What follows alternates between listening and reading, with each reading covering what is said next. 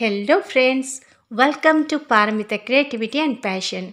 यही भिडियोटी ताजमहल के आत्मकहानी विषयर सेकेंड पार्ट भिडियो जहाँकि अनुशीलनी प्रश्नोत्तर पर आधारित। ताहले चलतु प्रश्नोत्तर गुड़िक आलोचना करवा। क्वेश्चन नंबर 1, निम्नलिखित प्रश्नों के उत्तर दीजिए। निम्नलिखित प्रश्न गुड़िकर उत्तर दियंतु। का ताजमहल क्यों गर्व से फूल नहीं समाता? ताजमहल कहीं गर्व से फूली उठे? ताजमहल मुगल सम्राट शाहजहां और उनके पत्नी मुमताज के अप्रतिम स्नेह को पाकर गर्व से फूला नहीं समाता। ताजमहल मुगल सम्राट शाहजहां और तांका पत्नी मुमताज कर अप्रतिम स्नेह को पाई गर्व से फूली उठे। ख, ताजमहल क्या संकेत कर रहा है? ताजमहल कौन संकेत करुअछि? ताजमहल यह संकेत कर रहा है कि प्रेम ईश्वरीय सृष्टि की सबसे बड़ी विभूति है। ताजमहल यह संकेत करुअछि जे प्रेम ईश्वरीय सृष्टिर सबुठारु बड़ विभूति बा संपत्ति अटे। ग, ताज भौतिक ऐश्वर्य का स्मारक नहीं अपितु प्रेम का स्मारक है। कैसे? ताज भौतिक ऐश्वर्यर स्मारक नुहे बरं प्रेमर स्मारक अटे। किपरि? ताज भौतिक ऐश्वर्य का स्मारक नहीं अपितु प्रेम का स्मारक है, क्योंकि ताजमहल मुगल सम्राट शाहजहां और उनकी प्राण प्यारी बेगम मुमताज के प्रेम समाधि है। ताज भौतिक ऐश्वर्यर स्मारक नुहे बरं प्रेमर स्मारक अटे, कारण ताजमहल मुगल सम्राट शाहजहां और तांको प्राणप्रिय बेगम मुमताज कर प्रेम समाधि अटे। घ, यमुना के साथ ताजमहल का कैसा संबंध है? यमुना सहित ताजमहल किपरि संबंध बा संपर्क अटे? यमुना के साथ ताजमहल का संबंध बहुत घनिष्ठ है। वे दोनों पुराने साथी हैं। यमुना सहित ताजमहल संपर्क बा संबंध बहुत घनिष्ठ अटे। सेमाने दुहे पुराना साथी बा पुराना बंधु अटंती। उ, वास्तविकता का अद्वितीय उदाहरण ताजमहल है। क्यों? वास्तविकतार अद्वितीय उदाहरण ताजमहल अटे। काहेकि? श्वेत संगमरमर से ताजमहल का निर्माण हुआ है। इसका निर्माण में करोड़ों रुपए व्यय हुए और हजारों आदमियों का पेट भरा। इसका निर्माण एक युग में भी समाप्त न हो सका, इसलिए ताजमहल वास्तविकता का अद्वितीय उदाहरण है। शंख मलमल पत्थर रे ताजमहल निर्माण होइछि। एहार निर्माण रे कोटी कोटी टंका खर्च हला एवं हजार हजार लोक मानकर पेट भरिला। एहार निर्माण गोटे जुगरे मध्य समाप्त होई पारला नहीं। एथिपाई ताजमहल वास्तविकतार अद्वितीय उदाहरण अटे। च, विदेशी ताजमहल को देखकर क्या करते हैं? विदेशी ताजमहल को देखी कौन करती? विदेशी ताजमहल को देखकर अपना आना सार्थक समझते हैं और ताजमहल के पास आकर उन्हें श्रद्धा से झुक जाना पड़ता है। विदेशी ताजमहल को देखी निजर आसिबा को सार्थक मणि थांती एवं ताजमहल पाखकु जाई सेमाने को श्रद्धारे मथा नुआइबा को पड़े। छ, लोग ताजमहल को देखकर कैसी कल्पना करते हैं? लोकमाने ताजमहल को देखी किपरि कल्पना करती? सिनेमा के पट पर ताजमहल की छवि अंकित करने के लिए लोग ताजमहल के पास जाकर उसके चित्र उतारते हैं। चित्रकार अपनी तुलिका से ताजमहल को अमर करना चाहता है और कवि अपनी रचना में ताजमहल को चिरजीवी बनाने का प्रयत्न करता है। लोग ताजमहल को देखकर इस तरह की कल्पना करते हैं। सिनेमा परदरे ताजमहल छवि अंकित करबा पई लोकमाने ताजमहल पाखकु आसी ताहार चित्र उत्तोलन करती, अर्थात ताजमहल फोटो उठाई थांती। चित्रकार निज तुलिकारे ताजमहल को अमर करबा पई चाहे एवं कवि निज रचना रे ताजमहल को चिरजीवंत करिवार यत्न करिथाए। लोकमाने ताजमहल को देखी एही प्रकार कल्पना करिथांती। ज, ताजमहल का हृदय क्यों विदीर्ण हो रहा है? ताजमहल हृदय काहेकि विदीर्ण बा उदास हेउअछि? मानव समाज की बर्बरता और भारत की असहाय अवस्था को देखकर ताजमहल का हृदय विदीर्ण हो रहा है। मानव समाजर बर्बरता एवं भारतर असहाय अवस्था को देखि ताजमहल हृदय उदास हेउअछि। क्वेश्चन नंबर 2, निम्न प्रश्नों के उत्तर 1-2 वाक्यों में दीजिए। निम्न प्रश्न गुड़िकर उत्तर गोटिए अथवा 2टी वाक्य रे दियंतु। क, ताजमहल की गोद में कौन कौन सो रहे हैं? ताजमहल कोल रे किए किए सोईछंती? ताजमहल की गोद में मुगल सम्राट शाहजहां और उनकी पत्नी मुमताज सो रहे हैं। ताजमहल कोल रे मुगल सम्राट शाहजहां एवं तांको पत्नी मुमताज सोईछंती। ख, शताब्दियां बीत गई पर ताजमहल में क्या चीज सुरक्षित है? शह शह वर्ष बीतीगला किंतु ताजमहल केउं जिनिस सुरक्षित अछि? शताब्दियां बीत जाने पर भी ताजमहल में मुगल सम्राट शाहजहां और उनकी पत्नी मुमताज के स्नेह का वैभव आज भी सुरक्षित है। शह शह वर्ष बीती जिबा परे मध्य ताजमहल मुगल सम्राट शाहजहां एवं तांकर पत्नी मुमताजकर स्नेहर संपत्ति आज मध्य सुरक्षित रही। ग, ताज महान आश्चर्य क्यों बन गया है? ताज महान आश्चर्य काहेकि हो जाइछि? ताजमहल मुगल सम्राट शाहजहां और उनकी पत्नी मुमताज की मनोरम प्रेम स्मारक है जिसे संसार कब से विस्मय विमुक्त होकर देख रहा है, इसलिए ताज महान आश्चर्य बन गया है। ताजमहल मुगल सम्राट शाहजहां एवं तांको पत्नी मुमताजकर मनोरम प्रेम स्मारक अटे जहाको संसार केबेठारु विस्मय विमुग्ध होई देखुअछि। एथिपाई ताज महान आश्चर्य हो जाइछि। घ, ताज किनका स्मारक है? ताज काहार स्मारक अटे? ताज प्रेम की पवित्रता और तल्लीनता का स्मारक है। ताज प्रेमर पवित्रता एवं तल्लीनतार स्मारक अटे। उहाँ अत्याचारियों ने क्या किया? अत्याचारी माने कौन कले? अत्याचारियों ने समय समय पर आक्रमण किया और ताजमहल को लूटा। अत्याचारी माने समय समय आक्रमण कले एवं ताजमहल को लूटिले। च, ताज के अंदर कौन सा वैभव छिपा पड़ा है? ताज भितरे केउं संपत्ति लुक्कायित होई पड़ी रही? ताज के अंदर मुगल सम्राट शाहजहां और उनकी पत्नी मुमताज की पवित्र प्रेम का वैभव छिपा पड़ा है।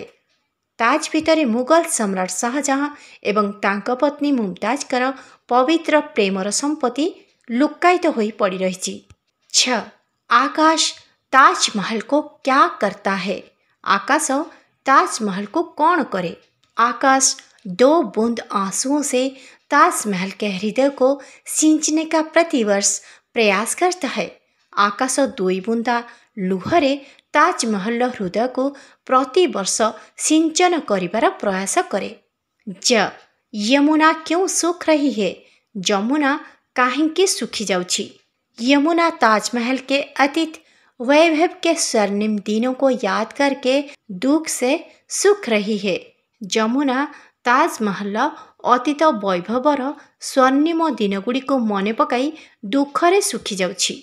झ, ताज क्यों मुस्कुरा उठता है? ताज काहेकि स्मित हास्य देता है। ताजमहल अपने संबंध में विदेशियों की धारणाओं को देख मुस्कुरा उठता है। ताजमहल निज संबंध रे विदेशी मानकर धारणा को देखी स्मित हास्य देता है। न्य, ताजमहल को किसी से कोई प्रतिद्वंदिता क्यों नहीं है? ताजमहल को काहा सहित कौनसी प्रतिद्वंदिता काहेकि नहीं? ताजमहल एक अनोखा प्रेम समाधि है जिसकी गोद में प्रेम की देवी है, इसलिए ताजमहल को किसी से कोई प्रतिद्वंदिता नहीं है। ताजमहल गोटे अनन्य प्रेम समाधि अटे जार कोଳରେ प्रेमर देवी अछंती। एथिपाई ताजमहल को काहा सहित कौनसी प्रतिद्वंदिता नहीं। ट, ताजमहल क्या चाहता है? ताजमहल कौन चाहे? ताजमहल चाहता है कि उससे प्रेम का पाठ लेकर भारतवासी एक सूत्र में बन जाए और अपने देश का कल्याण करे। ताजमहल चाहे जे ताठारो प्रेमर पाठ नहीं भारतवासी गोटे सूतारे बांधी हुई जातु एवं निज देशर कल्याण करंतु। क्वेश्चन नंबर 3, सही विकल्प चुनकर लिखिए। सठिक विकल्प बाछी लिखंतु। क, कौन गर्व से फुला नहीं समाता। I, Shahjahan. Second I, Taj Mahal. Triple I, Mumtaz. IV, देशवासी। सठिक आंसर हेउछि सेकेंड आय, ताजमहल। ख, ताजमहल क्या है। आय, मंदिर। सेकेंड आय, मस्जिद। ट्रिपल आय, प्रेम समाधि। IV, श्रेष्ठ महल। सठिक आंसर हेउछि ट्रिपल आय, प्रेम समाधि। ग, मैं भौतिक ऐश्वर्य का स्मारक नहीं, प्रेम का स्मारक हूँ। कौन कहता है। I, Shahjahan. Second I, Akbar. Triple I, Mumtaz. IV, Taj Mahal. सठिक आंसर हेउछि IV, ताजमहल। घ, ताजमहल के निर्माण में कितने रुपए व्यय हुए। आय, 1 लाख। सेकेंड आय, करोड़ों। Triple I, 5,000। IV, 10 लाख। सठिक आंसर हेउछि सेकेंड आय, करोड़ों। उ, कौन अपनी तुलिका से ताजमहल को अमर करना चाहता है। आय, लेखक। सेकेंड आय, कवि। ट्रिपल आय, नाटककार। IV, चित्रकार। सठिक आंसर हेउछि IV, चित्रकार। क्वेश्चन नंबर 4, एक एक शब्द में उत्तर दीजिए। गोटिए गोटिए शब्द रे उत्तर दियंतु। क, ताजमहल की आत्मकहानी के लेखक कौन है। ताजमहल आत्मकहानी लेखक किए अटंती। 4 नंबर कर आंसर हेउछि गुलाब राय। ख, दुनिया के महान आश्चर्य में किसकी गणना की जाती है। दुनियार महान आश्चर्य मानक मध्यरे काहार गणना करा जाए। 4 नंबर खर आंसर हेउछि ताजमहल। ग, ताजमहल किसकी प्रेम समाधि है। ताजमहल काहार प्रेम समाधि अटे। 4 नंबर गर आंसर हेउछि सम्राट शाहजहां और सम्राज्ञी मुमताज। घ, ताजमहल कहाँ खड़ा है। ताजमहल केउठारे ठिया होइछि। 4 नंबर घर आंसर हेउछि यमुना के किनारे। वो, कौन एक सूत्र में बंधकर अपने देश का कल्याण करे। किए गोटिए सूतारे बंधा होई निज देशर कल्याण करिवे। 4 नंबर उर आंसर हेउछि भारतवासी। यहाँ पर रही भाषा कार्य। क्वेश्चन नंबर 1, कर्ता और क्रिया लिंग और वचन दोनों से प्रभावित होते हैं। इन उदाहरणों को देखिए। कर्ता एवं क्रिया लिंग एवं वचन दुईटी द्वारा प्रभावित होता है। यही उदाहरण गुड़ी को देखंतु। सम्राट सो रहा है, शताब्दियां बीत गई। प्रथम वाक्यटी रे सम्राट कर्ता एवं सो रहा है क्रिया। सम्राट शब्दटी एकवचन पुल्लिंग शब्द होइथिबारु क्रिया सो रहा है होइछि। द्वितीय वाक्य रे शताब्दियां स्त्रीलिंग शब्दर बहुवचन, सेथिपाई क्रिया बीत गई होइछि। एठारे तृतीय वाक्यटी रहिछि सम्राज्ञी सो रही है। एठारे सम्राज्ञी एकवचन स्त्रीलिंग शब्द। यह हेउछि वाक्यर कर्ता, सेथिपाई क्रिया सो रही है होइछि। चतुर्थ वाक्य रे ऐश्वर्य के दिन बीत गए। एठारे ऐश्वर्य हेउछि कर्ता एवं एकवचन पुल्लिंग शब्द, सेथिपाई क्रिया बीत गए होइछि। एही उदाहरण गुड़िक अनुसार एठारे कहा जायछि जे सही कर्ता या क्रिया पद द्वारा रिक्त स्थानों को पूरा कीजिए। अर्थात सठिक कर्ता बा क्रिया पद द्वारा शून्य स्थान गुड़ी को पूरा करंतु। वर्तमान आमे यही शून्य स्थान गुड़ी को पूरण करिबा। मैं अंक में लिए बैठा हूँ, मैं फूला नहीं समाता। जिसने मुझे खड़ा किया, मैं यह संकेत कर रहा हूँ। संसार जाने कब से विस्मय विमुक्त होकर देख रहा है। वैभव छिपा पड़ा है, दुनिया देख रही है। यमुना मुझे प्यार करती है, दो हृदय जुड़े पड़े हैं। सम्राज्ञी मुझे प्यार करती हैं, आंसू चूप पड़े थे, वह अपनी सुनाती है। सभी आंसू पहुंच जाते हैं। मेरी गोद में सो रही है, मैं चाहता हूँ। सम्राट और सम्राज्ञी म्लान हो रहे हैं। क्वेश्चन नंबर 2, इन पदबंधों को देखिए।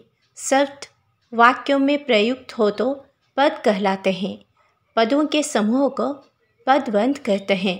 शब्द जेतेबेले वाक्य प्रयोग होता है ताहाकु आमे पद कहिताउ एवं पद मानकर समूह को पदबंध कुहाଯାଏ। 2 नंबर क एवं ख रे दिया जाइथिबा वाक्य गुडी को देखंतु। एहा परे कुहाଯାଇଛି जे आप कुछ ऐसे पदबंध लिखिए, उनमें संबंध कारक के परसर्ग के प्रयोगों को ध्यान से देखिए। एठारे कुहाଯାଇଛି जे 2 नंबर क एवं ख रे दिया जाइथिबा परि केतेक पदबंध आमे लिखिबा। एहा सहित संबंध कारक परसर्ग प्रयोग गुडी को ऊपर मध्य ध्यान देबा। क्वेश्चन नंबर 2 ग सही विभक्ति लगाकर रिक्त स्थानों को भरिए। सठिक विभक्ति लगाई शून्य स्थान भरंतु। शाहजहां ने मुझे खड़ा किया। कस्तूरबा को सभी माताजी कहते हैं। उनके अप्रतिम स्नेह को पाकर मैं फुला नहीं समाता। इस असहाय अवस्था से मेरा हृदय क्षिप्त है। श्वेत संगमरमर से मेरा निर्माण हुआ है। मैं गर्व से फुला नहीं समाता। धोबी को कपड़े दे दो। यात्री की आंखों से आंसू टपक पड़े। जाने कब से देख रहा है। हजारों का पेट भरा। यमुना के किनारे खड़ा हूँ। मेरी नींद में वियोगी सम्राट के 2 बूंद आंसू गिर पड़े थे। मुझे उस पर स्वाभाविक स्नेह है। क्वेश्चन नंबर 3 क विभाग के शब्दों के पर्यायवाची शब्द ख विभाग में दिए गए हैं, उनका मिलान कीजिए। क विभाग रे दिया जाइथिबा शब्द गुड़िकर पर्यायवाची शब्द अर्थात समान अर्थबोधक शब्द गुड़िक ख विभाग रे दिया जाइछि, सेगुड़िकर मिलन करांतु। क विभाग रे दिया जाइथिबा शब्द गुड़िक हेउछि विधाता, अंक, वैभव, संदेश, प्रयास, भौतिक, अस्तित्व। ख विभाग रे दिया जाइथिबा शब्द गुड़िक हेउछि समाचार, गोद, चेष्टा, सांसारिक, ब्रह्म, संपत्ति, सत्ता। वर्तमान आमे क विभागर शब्द गुड़िक सहित ख विभाग रे थिबा सेगुड़िकर पर्यायवाची शब्द सहित मिलन कराइबा। विधाता, ब्रह्मा, अंक, गोद, वैभव, संपत्ति, संदेश, समाचार, प्रयास, चेष्टा, भौतिक, सांसारिक, अस्तित्व, सत्ता। क्वेश्चन नंबर 4 निम्नलिखित शब्दों के स्त्रीलिंग रूप लिखिए। निम्नलिखित शब्द गुड़िकर स्त्रीलिंग रूप लिखंतु। एठारे शब्द गुड़िकर रहिछि विधाता, सम्राट, बावला, बादशाह, योगी। एही शब्द गुड़िकर स्त्रीलिंग रूप हेउछि विधाता, विधात्री, सम्राट, सम्राज्ञी, बावला, बावली, बादशाह, बेगम, योगी, योगिनी। क्वेश्चन नंबर 5 उदाहरणों के अनुसार शब्दों के बहुवचन रूप लिखिए। उदाहरण अनुसार शब्द गुड़िकर बहुवचन रूप लिखंतु। एठारे उदाहरण रहिछि शताब्दी, शताब्दियां, आंख, आंखे। सेहिपरि एठारे दिया जाइथिबा अन्य शब्द गुड़िकर बहुवचन रूप आमे लिखिबा। स्मृति, स्मृतियां, नदी, नदियां, माली, माली, गाड़ी, गाड़ियां, रानी, रानियां, बूंद, बूंदे, भूल, भूले, चाह, चाहें, सांस, सांसें। काला घोड़ा, इसमें काला घोड़े का रंग या एक विशेषता बताता है, इसे विशेषण कहते हैं। इस पाठ में आए निम्नलिखित शब्द इग्मों पर ध्यान दीजिए। काला घोड़ा एठारे काला शब्दटी घोड़ार रंग बा ताहार विशेषता को बताई थाए, सेथिपई काला शब्दटी को विशेषण कुहाଯାଏ। एठारे आउ केते गुड़िए जुग्म शब्द दिया जाइछि, जेपरिक अपनी वीरता, राजपूती शान, जख्मी राणा, अनगिनत सैनिक, उसकी फौज, हमारी लड़ाई, कई चोटें, बड़ी फुर्ती, विशाल सेना, चुटकी भर धूल। इनमें से प्रथम शब्द विशेषण है, ये दूसरे शब्दों की विशेषताएं बताते हैं। ये हैं अपनी, राजपूती, जख्मी, अनगिनत, उसकी, हमारी, कई, बड़ी, विशाल, चुटकी भर। यही सब शब्द गुड़ी को विशेषण शब्द कुहाଯାଏ। क्वेश्चन नंबर 6 निम्नलिखित संज्ञाओं के विशेषण रूप लिखिए। निम्नलिखित संज्ञा गुड़िकर विशेषण रूप लिखंतु। एठारे दिया जाइथिबा संज्ञा गुड़िक हेउछि सुरक्षा, ईश्वर, तल्लीनता, क्षुब्धता, प्रतिष्ठा, प्रेम, भारत, बर्बरता, विदेश, वास्तविकता, स्वर्ण, योग। एही संज्ञा गुड़िकर विशेषण रूप गुड़िक वर्तमान आमे जानिबा। सुरक्षा, सुरक्षित, ईश्वर, ईश्वरीय, तल्लीनता, तल्लीन, क्षुब्धता, क्षुब्ध, प्रतिष्ठा, प्रतिष्ठित, प्रेम, प्रेमी, भारत, भारतीय, बर्बरता, बर्बर, विदेश, विदेशी, वास्तविकता, वास्तव, स्वर्ण, स्वर्णिम, योग, योगी। क्वेश्चन नंबर 7, निम्नलिखित वाक्यों में से विशेषणों को छांटिए। निम्नलिखित वाक्य गुड़िक मध्यरु विशेषण को अलग करंतु। क, हृदय स्मृति में द्रवीभूत हो उठता है। द्रवीभूत। ख, प्रेम ईश्वरीय सृष्टि की विभूति है। ईश्वरीय। ग, 2 बूंद आंसू चू पड़े थे। 2 बूंद। अप्रतिम स्नेह पाकर मैं गर्व से फुला नहीं समाता। अप्रतिम। व, मेरा हृदय विदीर्ण होता जा रहा है।